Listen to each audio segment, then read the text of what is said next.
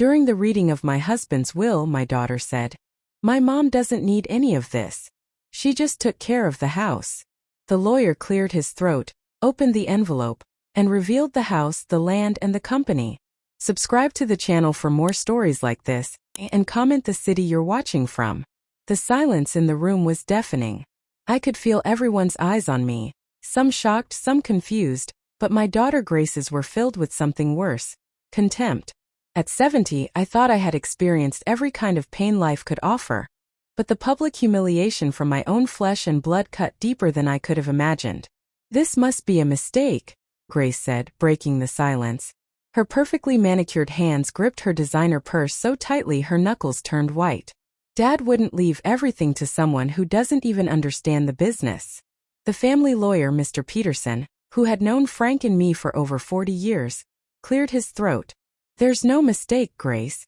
Your father was explicit in his instructions." He looked at me with a softness that contrasted sharply with everyone else's stares. "Carol is the sole beneficiary of the estate, including Hartwell Properties and all its subsidiaries." I sat there, my spine straight despite the arthritis that had been bothering me lately. I wasn't surprised by Frank's decision, but Grace's reaction, that had caught me off guard. "Mom has never worked a day in her life." Grace's voice rose, the cool composure she usually maintained cracking before everyone's eyes. "She doesn't know the first thing about running a multi-million-dollar company." The words stung, but I kept my expression neutral. If only she knew. "That's enough, Grace," I said quietly, my voice steadier than I expected. "We can discuss this at home." "What home?" "Apparently it's all yours now," she snapped, gathering her things. "I need some air." As she stormed out, I caught the sympathetic glance from Mr. Peterson. He knew. He was one of the few who did. Later that evening, alone in the home Frank and I had shared for 45 years, I found myself standing in his study. Everything was exactly as he had left it. The antique desk where he signed his most important deals, the shelves lined with business books he rarely opened, and the photograph of us on our wedding day. I picked up the photo, studying my younger face. I was 25 then, fresh out of architecture school with dreams of designing innovative, sustainable buildings. Frank had been so proud of me back then before everything changed. My mind drifted back to those early days. The excitement of starting our life together. The late nights I spent helping Frank understand the real estate market, teaching him about structural integrity and design value, while we sat at our tiny kitchen table in our first apartment. The pregnancy that came earlier than we'd planned, and the decision we made together, that I would put my career on hold to raise our child and support Frank as he built his business. What Grace never knew, what almost no one knew, was that taking care of the house had been the smallest part of my contribution to the Hartwell legacy. I walked over to Frank's desk and pressed the hidden latch on the bottom drawer. Our little secret. Inside were decades of blueprints, property assessments, financial strategies, all in my handwriting. I had been the shadow architect of Hartwell Properties, designing most of the commercial buildings that made our company famous, restructuring finances when needed, identifying promising properties before anyone else saw their potential, all while making it look like Frank was the sole genius behind the empire. "Why did you never tell her, Frank?" I whispered to the empty room, a tear sliding down my cheek. Why did we let her believe I was just a housewife? The phone rang, interrupting my thoughts. Grace's name flashed on the screen. I took a deep breath and answered. "I'm coming over," she said without preamble. "We need to talk about what happens next. I've been Dad's right hand in the company for 15 years. You can't possibly think you can run it without me." I closed my eyes, suddenly feeling every one of my 70 years. "Come over tomorrow morning," I replied. "I'll make breakfast, and we can discuss everything." "This isn't a social call, Mother. This is business." The coldness in her voice was new, or perhaps I was only now allowing myself to hear it. "Yes," I agreed. "It certainly is." The morning sunlight streamed through the kitchen windows as I prepared breakfast. My hands moved automatically, cracking eggs, whisking, slicing fruit, while my mind wandered through decades of memories. I hadn't slept well. After Frank's death 3 weeks ago, I'd grown accustomed to restless nights, but last night was different. Last night I was haunted not by grief but by regret. The look on Grace's face at the will reading kept replaying in my mind. The doorbell rang precisely at 9. Grace had always been punctual, a trait she'd inherited from Frank. When I opened the door, my daughter stood there looking composed and professional in a tailored navy suit. At 45, Grace was everything I had never allowed myself to be: outwardly successful, confident, publicly respected in the business world. Yet seeing her now, lips pressed into a thin line and eyes cold, I wondered at what cost that success had come. "Morning, Mother," she said, stepping past me into the foyer. Her gaze swept critically over my simple slacks and blouse. "I've asked James to join us. He'll be here shortly." James was our company's chief financial officer, and Grace's strongest ally. I had expected this, but it still felt like another small betrayal. "I made your favorite," I said instead of objecting. "Blueberry pancakes." Grace gave me a look that made me feel foolish. "I haven't eaten pancakes since I was 12. I don't have time for this. I need to know what you plan to do with Dad's company." I led her to the dining room where I'd set the table for 3. "You mean my company now, don't you?" Her head snapped up, eyes narrowing. "You can't be serious about running it yourself." "Sit down, Grace," I said, my voice quiet but firm. "There's something I need to show you before James arrives." Reluctantly, she took a seat while I retrieved a leather portfolio from Frank's study.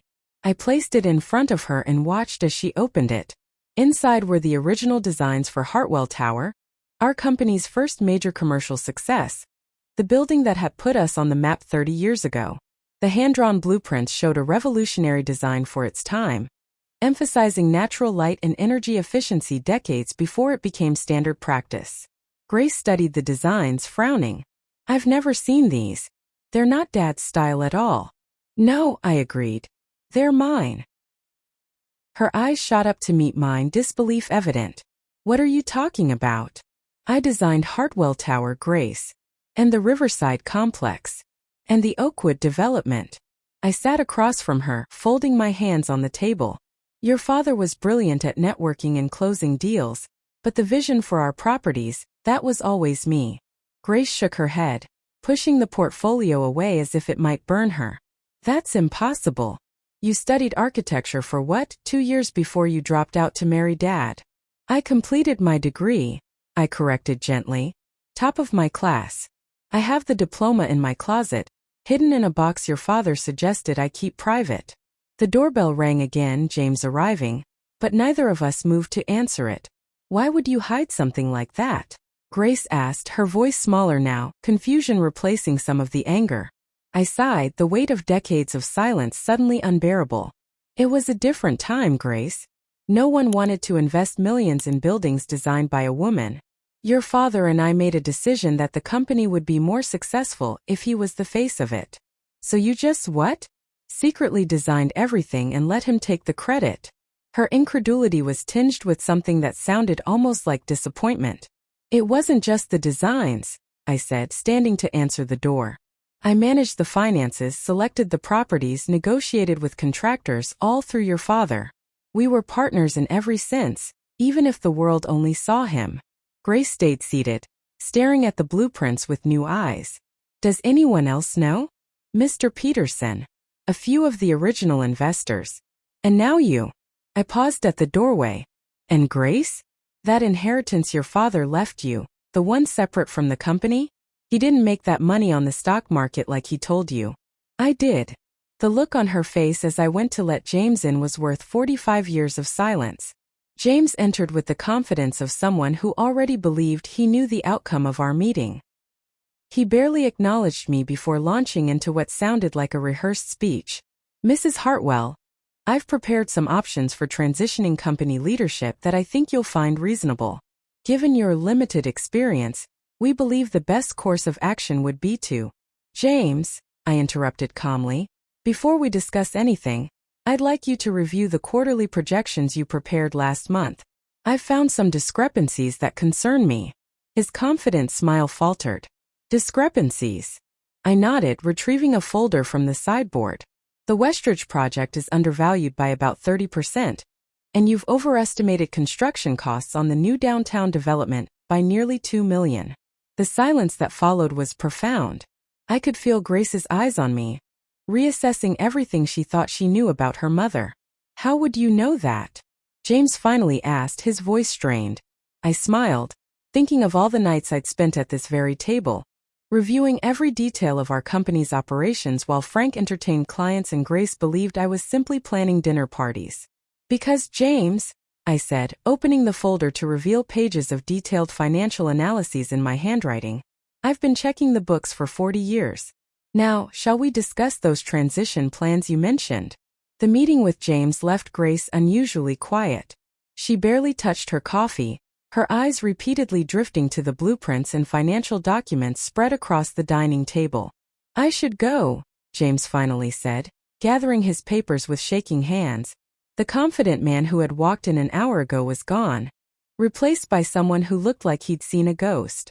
I'll revise these projections. After he left, Grace remained seated, studying me as if seeing me for the first time. Why? She asked simply. I knew what she was asking. Why had I hidden in the shadows? Why had I allowed her to believe I was nothing more than a housewife? Your father and I made that decision together, I said, clearing the breakfast dishes. The company was everything to him. His identity, his purpose. For me, designing was enough. I didn't need the recognition. Grace scoffed. That's hard to believe. Is it? I placed the dishes in the sink and turned to face her. Not everyone needs applause, Grace.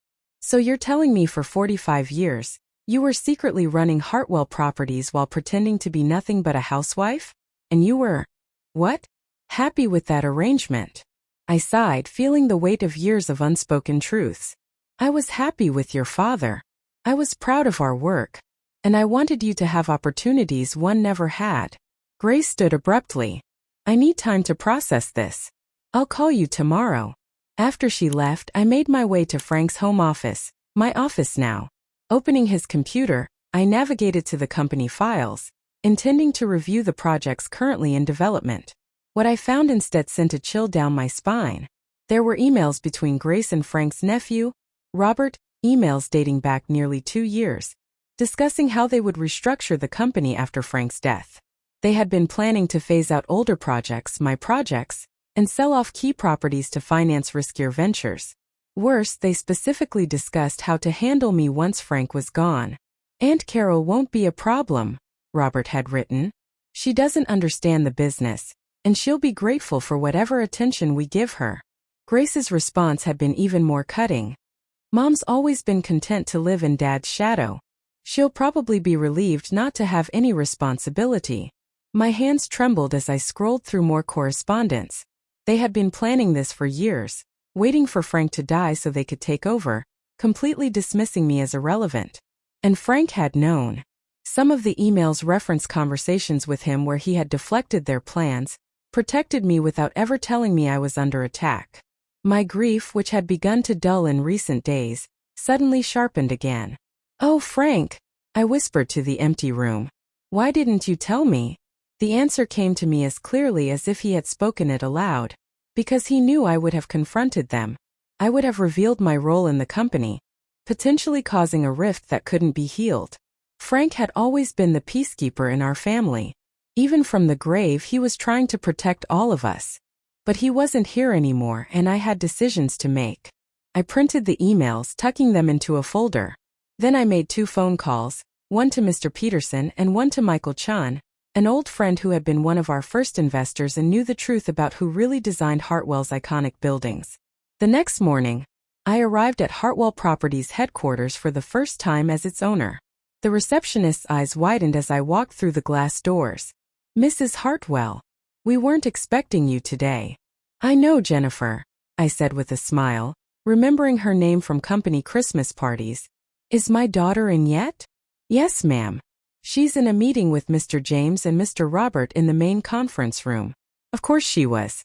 I wasn't supposed to be here. I was supposed to be at home arranging flowers or whatever they thought I did all day. Thank you, Jennifer. I know the way.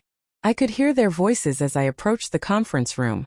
Grace's clipped tones, Robert's deeper rumble, James's hesitant interjections.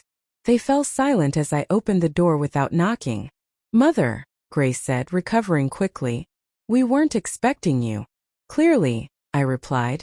noting the surprise on Robert's face and the anxiety on James's. "But since this is my company now, I thought I should see how things are running." Robert stood, pulling me into an embrace that felt as false as his smile. "Aunt Carol, it's so good to see you. We were just discussing some routine business matters." "Were you?" I set my purse on the table and took a seat at the head where Frank used to sit. "Like how to sell the Riverside complex to Meridian developers?" The color drained from Robert's face. Grace's eyes narrowed. "How did you know about that?" I finished for her. "I know a lot of things, Grace, including the fact that you and Robert have been planning to dismantle much of what your father and I built together." James looked between Grace and Robert, confusion evident on his face. "What is she talking about?" I opened my folder and slid several printed emails across the table. "Perhaps you'd like to explain, Grace? Or should I?" The silence in the conference room was thick enough to cut with a knife. James reached for the emails, skimming through them with growing disbelief. Robert's face had turned an alarming shade of red, while Grace sat perfectly still, her expression unreadable. "These are private communications," she finally said, her voice low and controlled. "Between two people plotting to undermine the company I now own," I replied calmly. "A company, I might add, that would not exist without me." Robert laughed, though there was no humor in it. "Come on, Aunt Carol. You can't seriously believe that. Uncle Frank built this company from nothing." "Did he?" I turned to James, whose complexion had gone ashen as he continued reading the emails. "James, who designed the Westridge project?" He looked up, confused by the sudden change in topic. "Frank did. Everyone knows that." "And the Richardson Tower downtown? The one that won the Urban Design Award last year?" "Frank, of course," James replied, but now there was uncertainty in his voice. I nodded, opening my bag again and pulling out a worn leather portfolio. "I think it's time we cleared up a few misconceptions." From the portfolio, I withdrew the original hand-drawn designs for the Richardson Tower. Sketches clearly dated 15 years earlier and signed with my initials. Alongside them were notes in my handwriting detailing every aspect of the project from material selections to cost projections. "I designed Richardson Tower," I said quietly, "just like I designed most of Hartwell's signature properties. Frank was the face of the company, the one who made the deals and shook the hands, but I was always the creative force." James stared at the drawings, recognition dawning in his eyes. "These match the final designs exactly." "Of course they do," I said, "because they're the originals." Robert snorted. "This is ridiculous. You expect us to believe Uncle Frank just took credit for your work for decades? Why would you allow that?" "Because it was a different time," I said simply. "Because no one would invest millions in buildings designed by a woman with no track record. Because Frank had the connections and the confidence the business world responded to. We made a practical decision. And you just, what? Hid in the background all these years." Robert's tone was dismissive, but I could see doubt creeping into his expression. "It wasn't hiding to me," I said. "It was a partnership. Frank and I both knew who did what." That was enough. Grace had remained silent throughout this exchange, her eyes fixed on the drawings. When she finally spoke, her voice was barely above a whisper. "I remember these," she said, touching one of the sketches with a fingertip. "I found them in your drawer when I was 12. You told me they were just a hobby." The memory hit me with unexpected force, Grace curious and bright-eyed, holding up my designs and asking if I had drawn them. The quick glance Frank and I had exchanged before I gently took them from her hands, explaining that architecture had been an interest of mine in college, nothing more. "I'm sorry, Grace," I said, and I meant it. "We thought we were doing what was best for everyone." "Best for everyone?" she repeated, her composure finally cracking. "You lied to me my entire life. Do you have any idea what it was like growing up watching Dad receive all that acclaim, all that respect, while you just hovered in the background like some kind of servant?" Her words stung, but I understood the pain behind them. "I was never a servant, Grace. I was a partner. Your father and I made our choices together. Well, your choices shaped my entire life." Grace stood abruptly, her chair scraping against the floor. "I spent my career trying to prove I was worthy of Dad's legacy, trying to show I could be just as brilliant as him. And now you're telling me it was all based on a lie." James and Robert exchanged uncomfortable glances, clearly unsure whether to stay or leave this increasingly personal confrontation. Not a lie, I said firmly. A necessary compromise in a world that wasn't ready for the truth. But that world is gone now, and I'm not compromising anymore.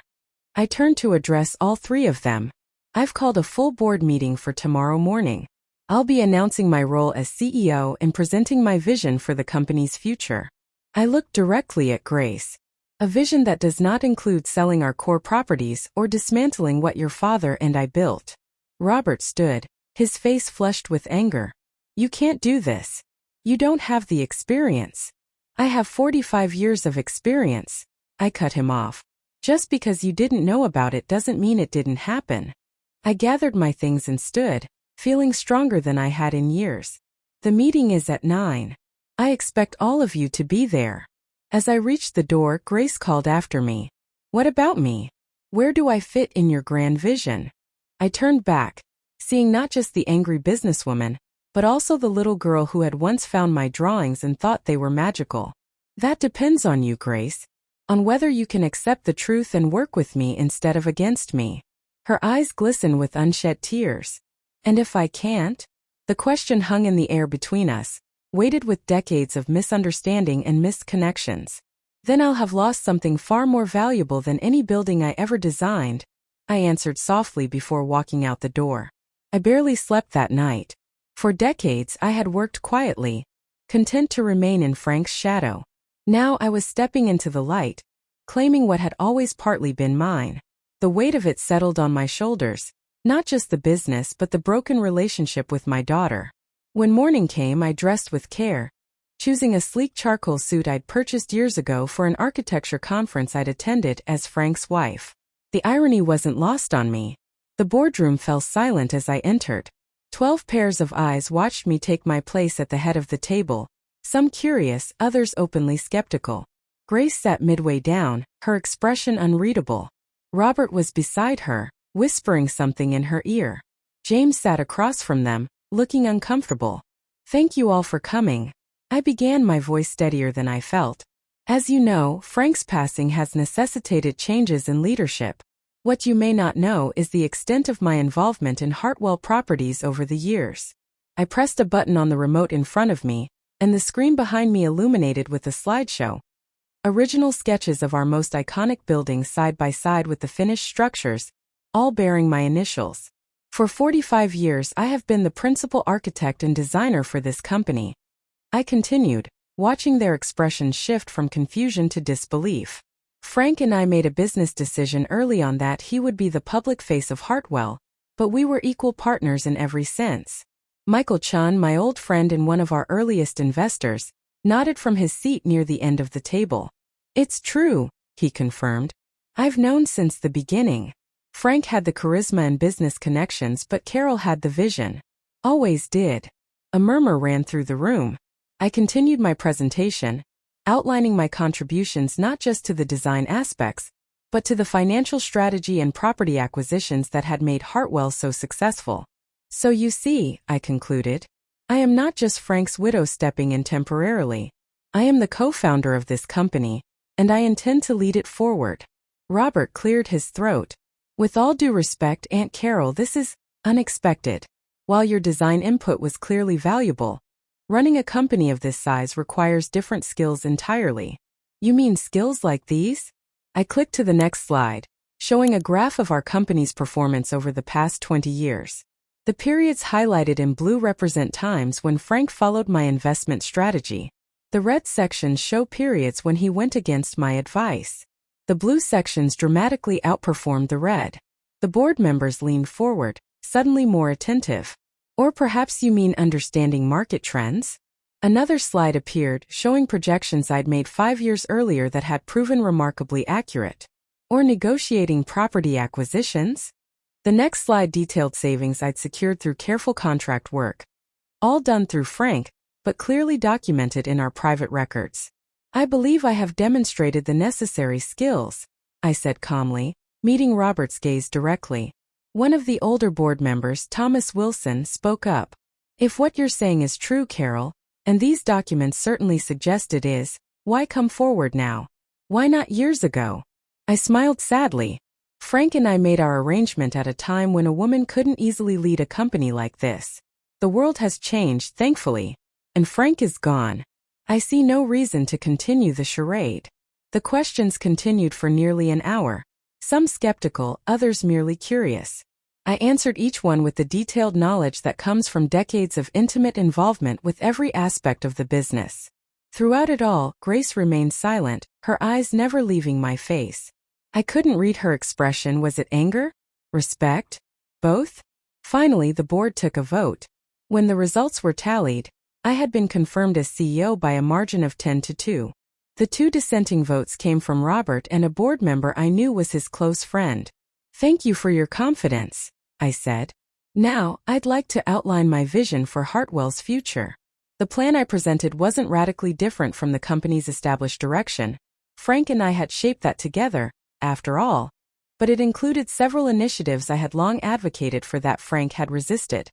More sustainable building practices, a scholarship program for women in architecture, and an affordable housing division. As the meeting concluded, board members approached to congratulate me, many admitting their surprise while expressing newfound respect. Robert left quickly, avoiding my gaze. James lingered, looking uncertain.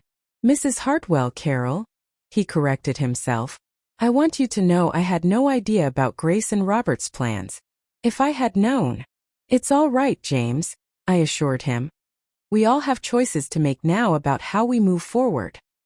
He nodded gratefully and departed, leaving me alone with Grace, who remained seated, staring at the presentation still displayed on the screen. "You never told me," she said quietly. "All those times I talked about following in Dad's footsteps, about how I wanted to be just like him. You never said a word." I sat beside her, suddenly feeling very tired. "I wanted you to admire your father, Grace. He was a good man, worthy of your respect. But you let me believe you were nothing," she said, finally looking at me. "Do you know what that did to me? I grew up thinking women had to choose career or family.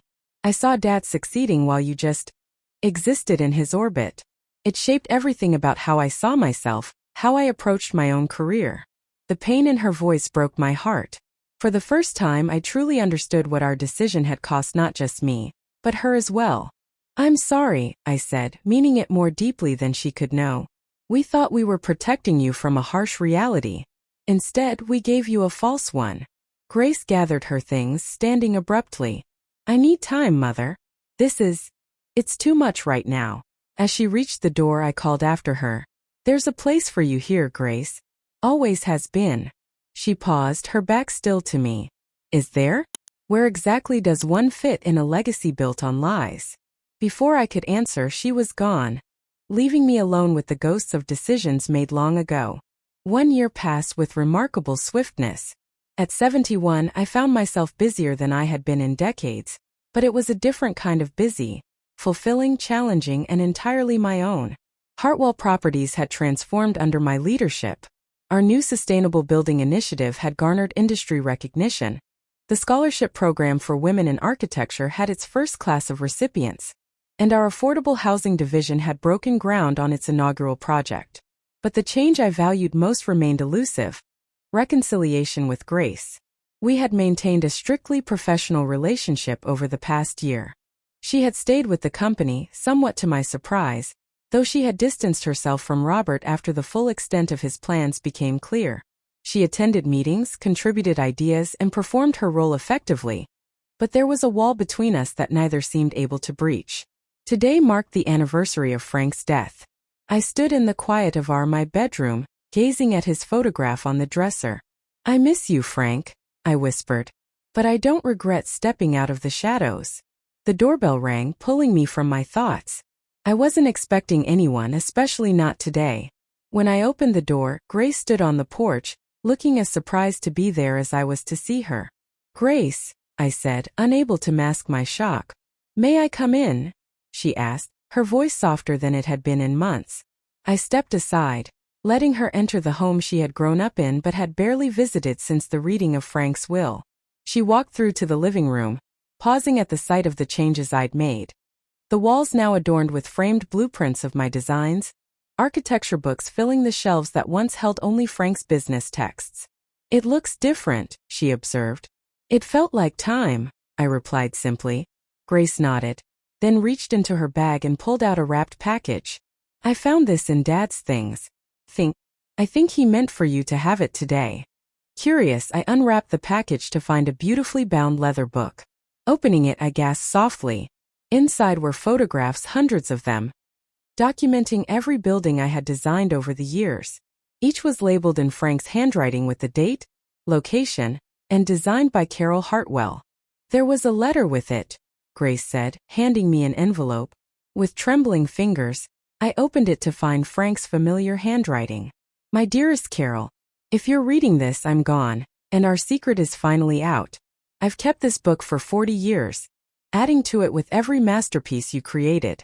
It was my private tribute to your genius, the genius the world never got to recognize. I know we made this choice together, but I've often wondered if I took too much from you. If the price of our success was your recognition, perhaps it was too high. I'm sorry, my love, for whatever pain our arrangement caused you. Know that I never took your contribution for granted, even when it seemed I did. This book belongs to you, as does the company. Both are your legacy. All my love, always, Frank." Tears streamed down my face as I carefully turned the pages, seeing my life's work documented with such love and care. "I had no idea," I whispered. Grace sat beside me, her own eyes glistening. "Neither did I," she admitted. "All this time I thought he was the brilliant one and you were just the supportive wife," I finished for her. She nodded, wiping away a tear. "I was so angry when I found out. Not just because you and Dad had lied, but because—" She took a deep breath. "Because I'd spent my entire career trying to be like him when I should have been trying to be like you." The admission hung in the air between us, fragile and precious. "I pushed so hard to prove myself in a man's world," she continued. "I thought that's what I had to do because I never saw you fight those battles. But you were fighting them all along, weren't you? Just in a different way." I reached for her hand, half expecting her to pull away. She didn't. "We all make our own compromises, Grace," I said gently. "Mine was to stay in the shadows. Maybe yours doesn't have to be." She looked at me, then really looked at me, perhaps for the first time in years. "I've been offered a position at Marshall & Reed," she said, naming one of our competitors. "CEO track." My heart sank, though I tried not to show it. "I understand. You need to forge your own path." "That's what I thought too," she said. "I was going to tell you today that I'm leaving." "And now?" I asked, hardly daring to hope. Grace looked down at the book of photographs, her fingers tracing Frank's handwriting on one of the pages. "Now I'm wondering if there's another way. A better way." She met my gaze again. "I've spent a year watching you transform Hartwell. You're not just maintaining Dad's legacy. You're creating something new, something better." "It's what I always wanted to do," I admitted. "Frank was brilliant at what he did, but he was cautious, conservative. And you're not," Grace said with a small smile, the first genuine smile she'd given me in longer than I could remember. "No, I'm not," I agreed, returning her smile. "Not anymore." Grace stood and walked to the window, looking out at the garden I'd redesigned last spring. "What if?" she began, then turned back to me. "What if instead of leaving, I stayed and learned from you? Really learned, as your daughter and your colleague." The hope that blossomed in my chest was almost painful in its intensity. "I'd like that very much." "It wouldn't be easy," she warned. "I'm still processing everything." "I know," I said. "I don't expect us to fix everything overnight. But it's a start." She nodded, then asked hesitantly, Would you show me your current designs? The ones for the new downtown project." "Of course," I said, rising to retrieve my portfolio from the study. When I returned, Grace had moved to the dining table, clearing space just as Frank used to do when we would review plans together. As I spread out the drawings, explaining my vision for a mixed-use development that would combine retail, office space, and affordable housing, I saw something change in Grace's expression. A spark of genuine interest, of understanding. "This section here," she said, pointing to the community space I designed for the center of the complex. "It reminds me of the sketches I found in your drawer when I was 12. The ones you said were just a hobby. I smiled, remembering. You have a good memory. I used to try to draw buildings like that, she admitted. I never showed anyone. I thought it was silly. Mom's little hobby that didn't matter. The revelation struck me deeply. How much had our choices shaped Grace, in ways we'd never intended? It wasn't silly, I said firmly. And it's not too late, you know, for any of it. Grace looked up from the drawings, her eyes meeting mine with a new clarity. No, she agreed softly. I'm beginning to see that it's not. As we bent over the blueprints together, I felt something long broken begin to mend. Not completely, not yet. But enough to build upon, like the foundation of one of my designs, solid and full of possibility. The shadows were finally lifting, revealing not just my legacy, but a new one we might create together.